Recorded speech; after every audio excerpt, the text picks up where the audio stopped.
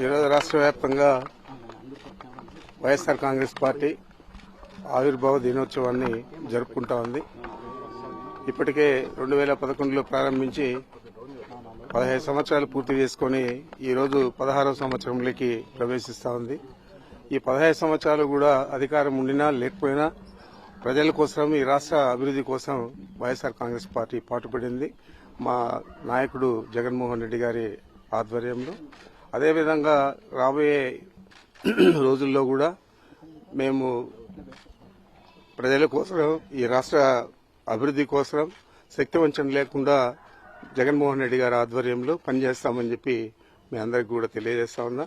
మీకంతా కూడా తెలుసు, చెప్పిన అబద్దం చెప్పకుండా అనేక అబద్దాలు చెప్పి ఈ రాష్ట్ర ప్రభుత్వం అధికారంలోకి వచ్చి ఏది కూడా అమలు చేయకుండా పేద ప్రజలందరినీ కూడా కుంగదీసింది. ఈరోజు బ్యాంకుల దగ్గర చూస్తే ఒక మహిళ కూడా కనపడదు. బ్యాంకుల ముందున్న టీ బంకులన్నీ ఎప్పుడో ఎత్తేశారు, వాళ్ళకు వ్యాపారం జరగకుండా. ఈ విధంగా చూస్తే రాష్ట్రంలో ఏది కూడా అభివృద్ధి లేదు, ఏం లేదు.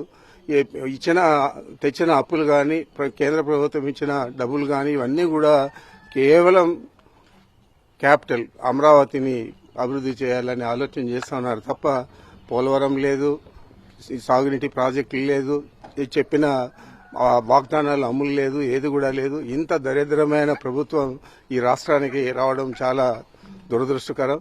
మేము కూడా చాలా 78 నుంచి ప్రత్యక్ష రాజకీయాల్లో ఉన్నాం. ఈ రోజు చూస్తే ఇలాంటి ముఖ్యమంత్రి గాని, ఇలాంటి ప్రభుత్వం గాని ఈ రాష్ట్రంలో ఎప్పుడు కూడా రాలేదు, రాబోదు కూడా. రాబోయే రోజుల్లో కూడా రాబోదు కూడా. మరి ఈ దురదృష్టకర పరిస్థితుల నుంచి భగవంతుడే ఈ రాష్ట్రాన్ని కాపాడాలని చెప్పి నేను తెలియజేస్తా ఉన్నాను.